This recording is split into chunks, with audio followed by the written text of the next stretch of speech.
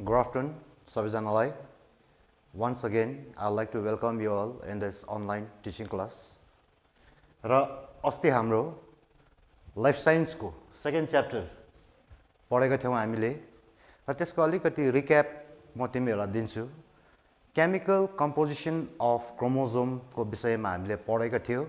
आज हामीले त्यसकै विषयमा अलिअलि पढ्छौं र त्यो पढाउनु अगाडि मलाई खुसी लाग्यो कतिजना स्टुडेन्टले फिडब्याक राम्रो दियो र उनीहरुको कतिवटा क्वेरीजहरु क्लियर गरेर म च्याप्टरमा आज पस्नेवाला छु. मलाई दार्जिलिङको ग्रुपले ह्याप्लोइड र डिप्लोइड सेट अफ क्रोमोसोममा अलिकति बुझाइदिनुहोस् सर भनेर भन्नुभएको थियो र यसको विषयमा म अर्को कुरा अलिकति तिमीहरुलाई जानकारी दिन्छु. Haploid half, diploid 2 double. हाम्रो बॉडी सेलमा हाम्रो बॉडीको सेलमा 2 सेट्स अफ क्रोमोसोम हुन्छ. एउटा आमाको, एउटा बाउको.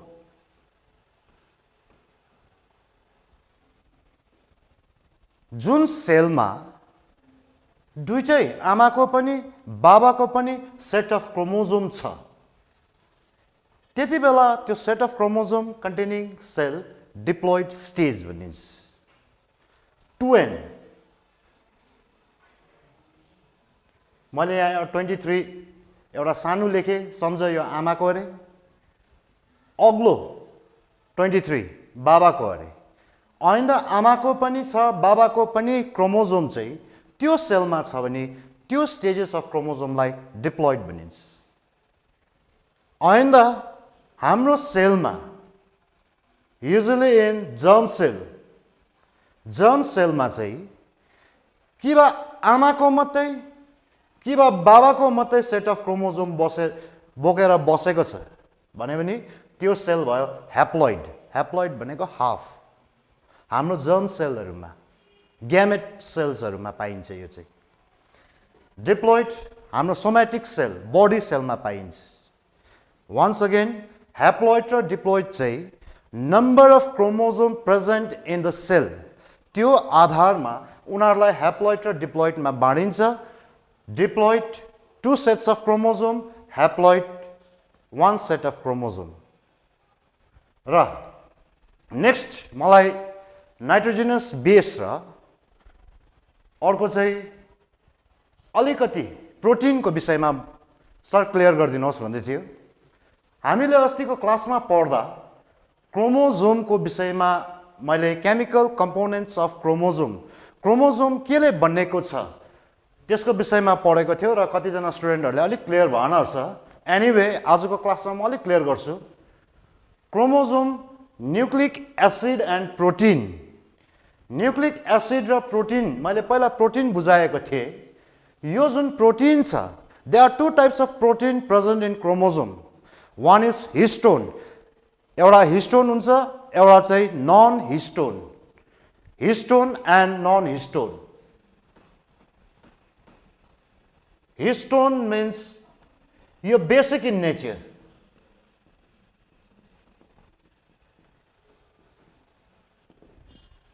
प्रोटिन बेसिक इन नेचर चाहिँ हिस्टोन भयो, जुन चाहिँ डीएनए सँग र्याप हुन्छ. अर्को प्रोटिन चाहिँ हो नन हिस्टोन. यो एसिडिक.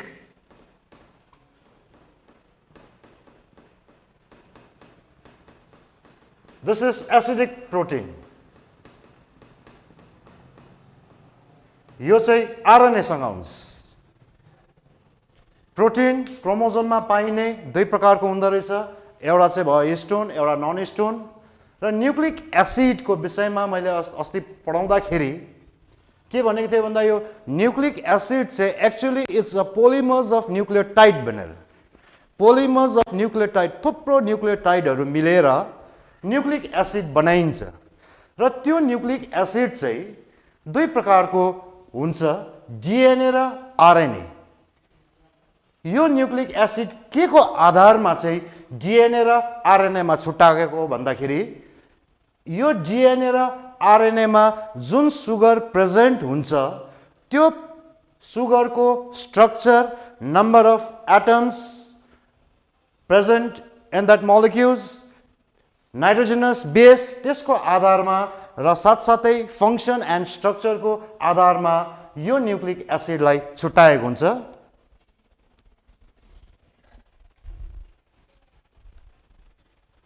न्यूक्लिक एसिड अस्ति पनि गरेको थियो अलिअलि पेन्टोज र एउटा मेसेज आएको थियो सुगर पेन्टोज सुगर को विषयमा पनि अलिक सर क्लियरली भनिदिनुहोस् भनेर।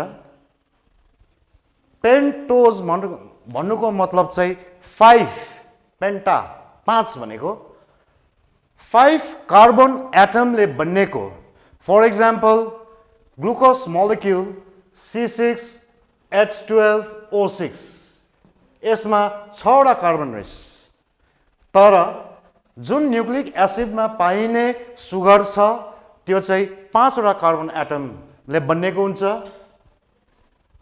नाइट्रोजनस बेस फस्फोरिक एसिड यो तीनटै कुरो मिल्दाखेरि न्यूक्लियोटाइड भनेर मैले अस्तिको क्लासमा पनि भनेको थिएँ।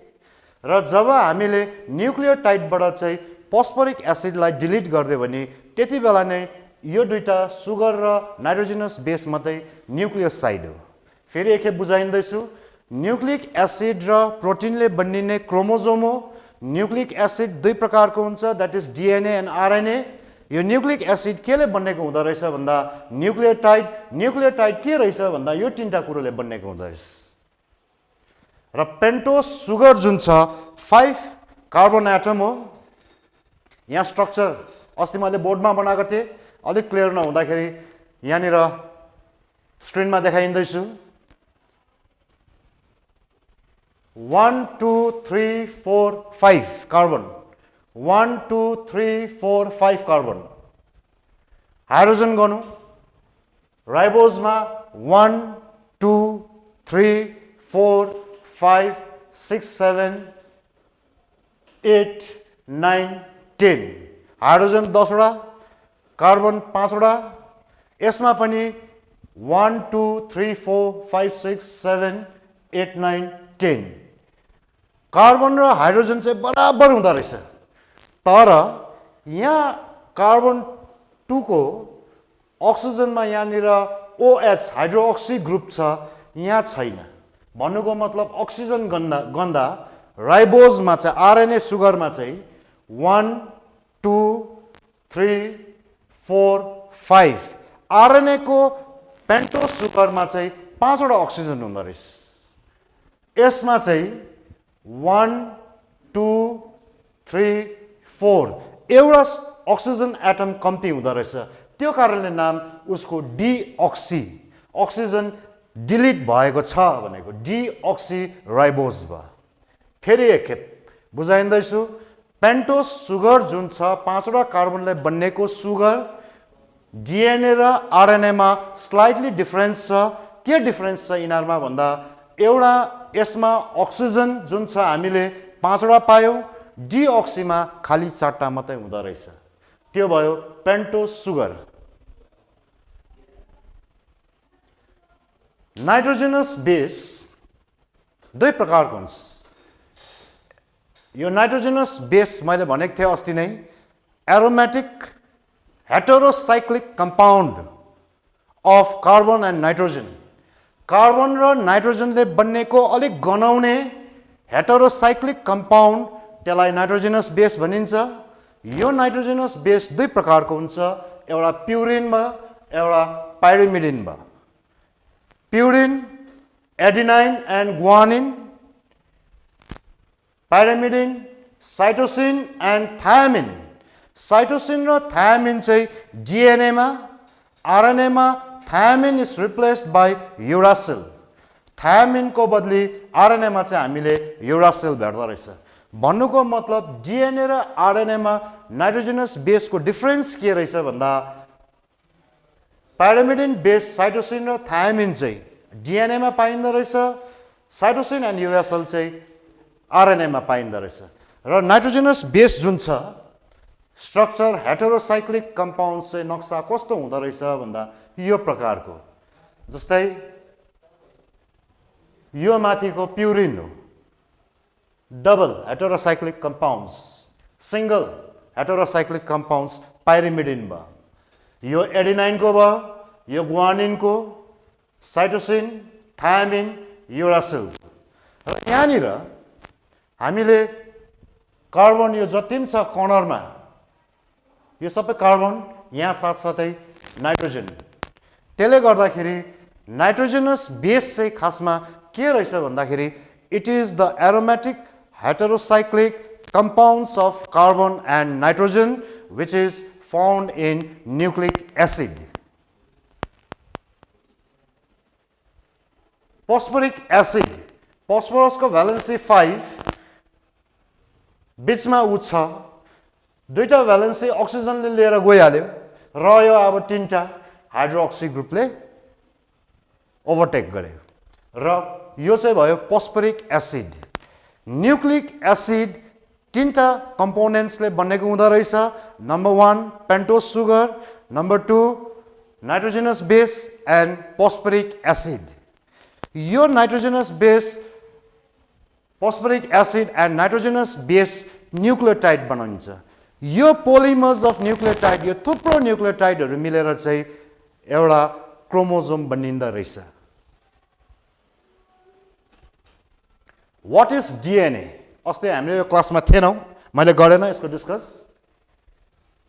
Deoxyribose nucleic acid it is the double stranded जुन हामी सिँढी हुन्छ चढ्ने सिँढी त्यो ल्याडर त्यस्तै स्ट्रैंड भएको nucleic acid composed of deoxyribose means एउटा ऑक्सिजन कम्ती भएको सुगर क्यारिङ जेनेटिक इन्फर्मेसन जुन डीएनए छ त्यो एउटा सर्टेन पार्ट हुन्छ जसले चाहिँ हाम्रो बाउआमाको क्यारेक्टर जेनेटिक क्यारेक्टर बोकेर एक्टिभ बसेको हुन्छ which is known as gene त्यो जीन बोकेर आइने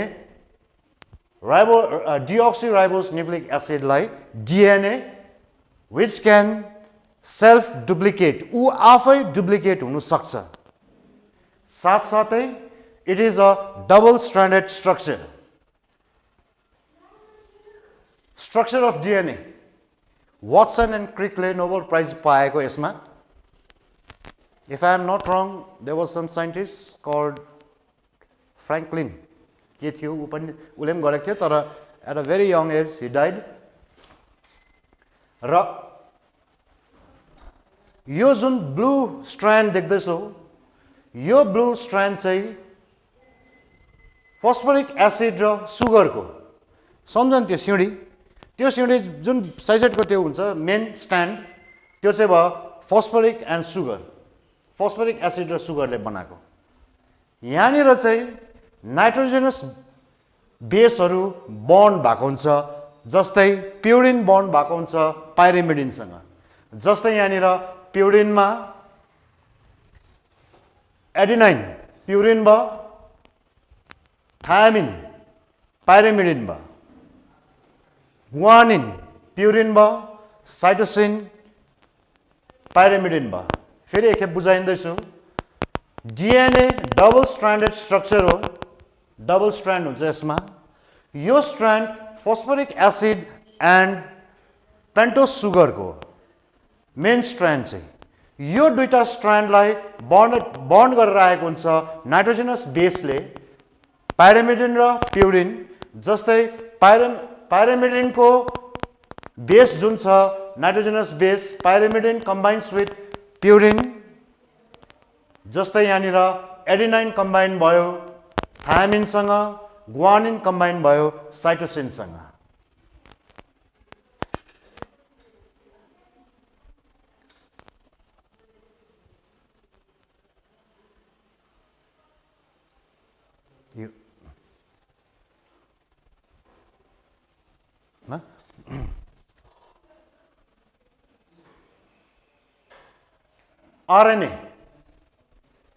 RNA chromosome 90% DNA and histone protein.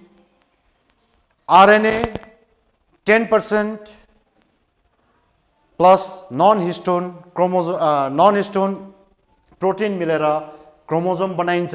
फेरि एकखेप क्रोमोजोममा 90% DNA plus histone protein, 10% चाहिँ RNA र non-histone हुन्छ.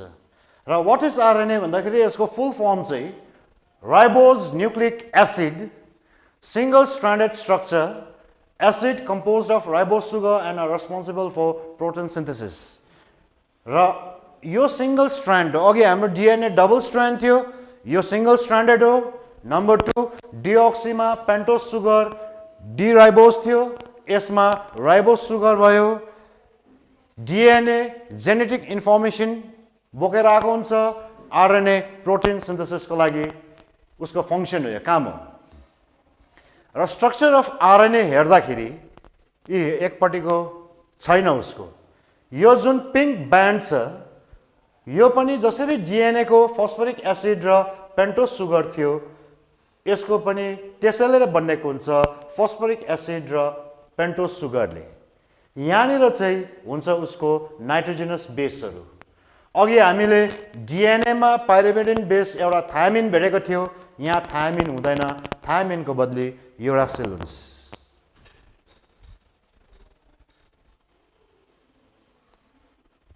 र टाइप्स अफ RNA. RNA कति प्रकारको हुँदो रहेछ? Generally RNA are of two types, non-genetic RNA and genetic RNA. Non-genetic RNA भन्नुको मतलब उसमा जेनेटिक इन्फर्मेसन बोकेको हुँदैन उले. जेनेटिक RNA मा चाहिँ जेनेटिक इन्फर्मेसन बोकेको हुन्छ उले. जेनेटिक इन्फर्मेसन कस्तो प्रकारको मा पाइन्छ भन्दाखेरि एक्जाम्पल भाइरसहरु भयो, एनिमल भाइरस, त्यसमा या प्लान्ट भाइरस. र animal भाइरसमा there are certain virus whose RNA contains genetic materials. कतिवटा एनिमल भाइरस छ जसले चाहिँ जेनेटिक मटेरियल RNA बोकेको हुन्छ. For example influenza virus, HIV, hepatitis C, त्यो भन्दा इन्ट्रेस्टिङ COVID-19 जुन चाहिँ अहिले हामीलाई सताइरहेको छ. उसको जेनेटिक मटेरियल्स चाहिँ RNA हुँदो रहेछ. उ जब त्यो एन्टिटीज जुन छ भाइरस हाम्रो बडीमा एन्टर गरिसकेर हाम्रै त्यहाँ खानाहरू युज गरेर चाहिँ उले चाहिँ हाम्रो DNA मा कन्भर्ट हुन्छ. DNA उसको बनाइन्छ. भन्नुको मतलब त्यो प्रकारको भाइरसलाई रेट्रो भाइरस पनि भनेर मानिन्छ. यसमा सारो नजाउँ, त्यति मात्रै भनेको कतिवटा भाइरसमा जेनेटिक RNA प्रेजेन्ट हुन्छ, तर इन जनरल non-genetic RNA, जति पनि higher plants, animals, even in bacteria, non-genetic RNA are present. र non-genetic RNA are of three types. Number 1, tRNA, T को full form transfer RNA, messenger RNA, rRNA, ribosomal RNA. Non-genetic RNA तीन प्रकारको हुँदो रहेछ, tRNA, mRNA and rRNA. यो इनारको आफ्नो आफ्नो काम छ. अघि RNA को हामीले डेफिनेसन पढ्दाखेरि RNA को मेन काम चाहिँ प्रोटिन बनाउनमा सहायता गर्छ उले. र कसरी गर्दो रहेछ यहाँ सानो एउटा फ्लो चार्ट बनाइदिएको छु. DNA ओभरअल कोअर्डिनेट र कन्ट्रोल त DNA ले नै गर्छ. DNA ले ट्रान्सक्रिप्ट गर्छ mRNA. mRNA ले लाई गएर चाहिँ साइटोप्लाज्ममा गएर ट्रान्सलेट गराइन्छ. त्यहाँदेखि उले साइटोप्लाज्मबाट प्रोटिन बनाइन्छ. यो अहिले म बोर्डमा मजाले बुझाइन्छु, तर भए पनि सेन्ट्रल डोग्मा भनेको चाहिँ के रहेछ त्यो बुझाउनु ट्राई गर्दैछु. सेन्ट्रल डोग्मा के रहेछ भन्दाखेरि चाहिँ कुनै पनि इन्फर्मेसन DNA बाट RNA मा ट्रान्सफर हुनु, त्यो इन्फर्मेसन ट्रान्सफर भइसकेर प्रोडक्सन या कुनै कुरो प्रोड्युस हुनु. Example protein. भन्नुको मतलब transfer of information from DNA to RNA where protein is produced. जहाँ गएर चाहिँ प्रोटिन प्रड्युस हुँदो रहेछ र अघि म आउँदै गर्दाखेरि एकजना स्टुडेन्टको मेसेज आएको थियो सर सेन्ट्रल डोगमा मजाले बुझाइदिनु भनेर र सेन्ट्रल डोगमा म तिमीहरूलाई बुझाउनु अगाडि सिम्पल तिमीहरूको स्कुलकै इक्जाम्पल दिँदै बुझाइन्छु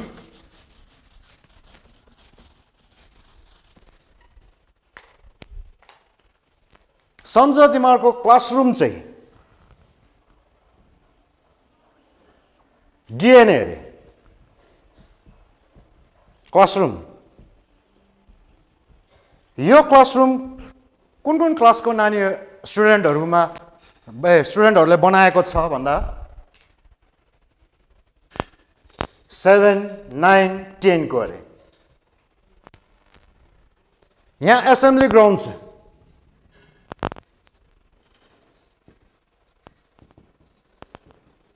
नानीहरू स्टुडेन्टहरू खेल्दैछ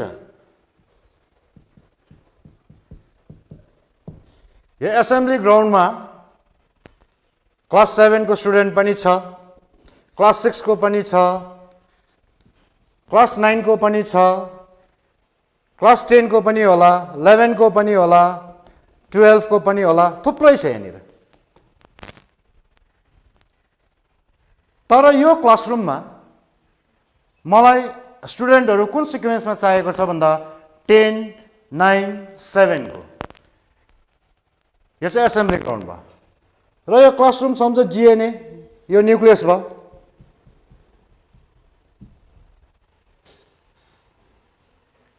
र यो क्लासरुममा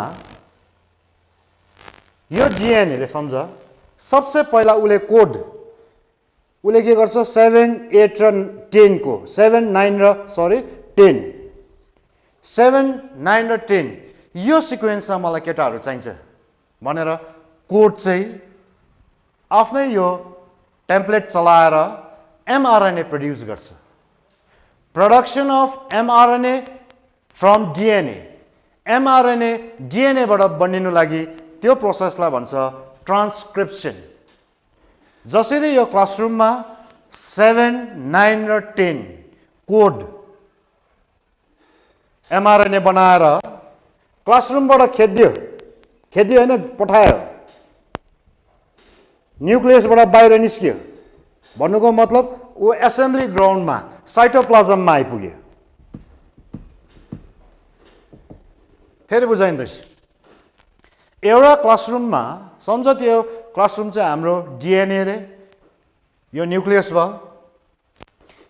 त्यो क्लासरुममा स्टुडेन्टहरूको सिक्वेन्स 7, 9 र 10 चाहियो त्यो क्लासरुमबाट सबसे पहिला एउटा स्टुडेन्टलाई 7, 9 र 10 सम्झ त्यो स्टुडेन्ट mRNA हो mRNA लाई पठायो जहाँ एसेम्बली ग्राउन्डमा मलाई यो सिक्वेन्समा स्टुडेन्टहरू लिएर आइज भनेर mRNA ले जब न्युक्लियस छोडेर आयो जसरी त्यो केटाले क्लासरुम छोडेर बाहिर एसेम्बली ग्राउन्डमा आउँदा उलाई थाहा हुँदैन को चाहिँ क्लास 10 को क्लास 6 को क्लास 9 को थाहा भएको छैन उलाई ऊ एउटा फरेन ल्याङ्ग्वेज जस्तो कोले पनि बुझ्दैन उलाई त्यसले गर्दा यो mRNA गएर पर्खिरहन्छ त्यति बेला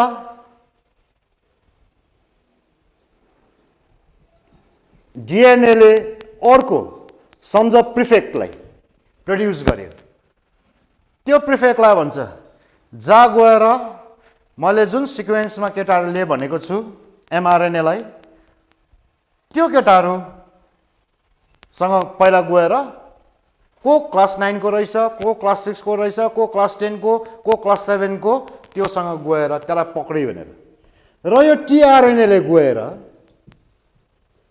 सम्झ यो tRNA ले गएर उले पक्रिन थाल्छ क्लास 6 को पनि कसै अर्कोले गएर 7 को पक्रियो अर्कोले गएर 8 को पक्रियो अर्कोले गएर 9 को पक्रियो अर्कोले 10 को पक्रियो तर यहाँ कोड के छ थाहा हुँदैन कुन क्लासको केटाहरू चाहिएको उलाई पनि थाहा छैन tRNA लाई ट्रान्सफर आरएनएलाई पनि थाहा छैन। जुन हामीले अस्ति डार्क स्ट्रेन स्ट्रक्चर न्युक्लियसको विषयमा पढ्यो, जुनलाई चाहिँ न्युक्लियोलस भन्छ, त्यो न्युक्लियोलसले राइबोसोम एउटा सेल अर्ग्यानिल प्रोड्युस गर्छ। राइबोसोम जुन चाहिँ तिमीहरूले प्रिभियस सानो क्लासतिर यसको विषयमा पढ्यौ, यसको फङ्सन पनि पढ्यौ, प्रोटिन बनाउँछ, यो राइबोसोम प्रोड्युस गरिदिन्छ र यसलाई चाहिँ भन्छ एमआरएनए। आरआरएनए। यो आरआरएनए पनि न्युक्लियस छोडेर बाहिर आएर अघिको एमआरएनए जो उभिरहेको थियो त्योसँग आएर ऊ बस्छ। त्यहाँदेखि उसले ट्रान्सफर आरएनएलाई भन्छ कुन क्लास 7 उसले ट्रान्सलेट गरिदिन थाल्छ। पहिला मलाई चाहियो क्लास 10 को, क्लास 10 ल्याएर त्यो स्टुडेन्टलाई यहाँनिर लाइन लगाइदियो, त्यहाँदेखि आयो क्लास 8 को रहेछ, उसले ट्रान्सलेट गरिँदै जान्छ र ट्रान्सलेट हुँदा हुँदा के बनिँदै गयो हाम्रो प्रोटिन। र यो चाहिँ क्लासरुमको इक्जाम्पल दिएर डाइरेक्टली पढ्नु हो भने सबसे पहिला डिएनएले एमआरएनए बनायो, जसले चाहिँ प्रोटिनको कोड दिएर पठाएको हुन्छ। त्यो कोड चाहिँ ट्रान्सलेट गर्ने एउटा चाहिन्छ। त्यो ट्रान्सलेसनको लागि एमआरएनए बनाएर पठायो साइटोप्लाज्ममा र यो टिआरएनएले गएर चाहिँ एमाइनो एसिड जुन यो क्लास 6, क्लास 7, क्लास 8, 10हरू जस्तो छ, यहाँनिर स्टुडेन्ट इक्जाम्पल मैले दिएको थिएँ, त्यसरी नै यो टिआरएनएले गएर चाहिँ एमाइनो एसिडसँग कम्बाइन भएर बस्छ ऊ यसरी। र त्यो एमाइनो एसिड जुन जुन चाहिन्छ राइबोसोमल आरएनएले माग्दै जान्छ, यहाँ लाइन लगाइदिँदै जान्छ। कोसँग भन्दाखेरि कुन चेनसँग भन्दाखेरि एमआरएनएसँग। र यो डल्लै प्रोसेसलाई भनिन्छ सेन्ट्रल डोग्मा। फेरि एकखेप सेन्ट्रल डोग्मा चाहिँ के रहेछ भन्दाखेरि प्रोटिन बनिने प्रोसेस जहाँनिर चाहिँ डिएनएले ट्रान्सक्रिप्ट गर्दो रहेछ आरएनए, यो आरएनएले के बनाइन्दो रहेछ प्रोटिन बनाइन्दो रहेछ। यसलाई भनिन्दो रहेछ सेन्ट्रल डोग्मा। र आजको लास्ट उयसमा तिमीहरूलाई अलिकति होमवर्क छ। State difference between DNA and RNA, DNA र आरएनए को विषयमा। What do you mean by central dogma? Central dogma भनेको के रहेछ? 3 नम्बरको question, how DNA is related to chromosome. DNA चाहिँ कसरी डिएनए र क्रोमोजोममा चाहिँ के प्रकारको रिलेसन छ? व्हाट इज जिन? र तिमीहरूको किताबमा एमसीक्यू अब्जेक्टिभ सल्भ गर्ने कोसिस गर। जुन जुन सल्भ हुँदैन नेक्स्ट क्लासमा म तिमीहरूको सल्भ गर्ने कोसिस गर्छु। जस्तै मलाई 7 जना 8 जनाले मेसेज गर्यो के बुझाएन, सायद आजको यो क्लासमा उसले बुझ्यो होला र यही प्रकारको इन्टरेक्सन रह्यो भने हामीलाई बुझ्नुमा बुझाउनुमा धेरै सजिलो पर्छ। Thank you.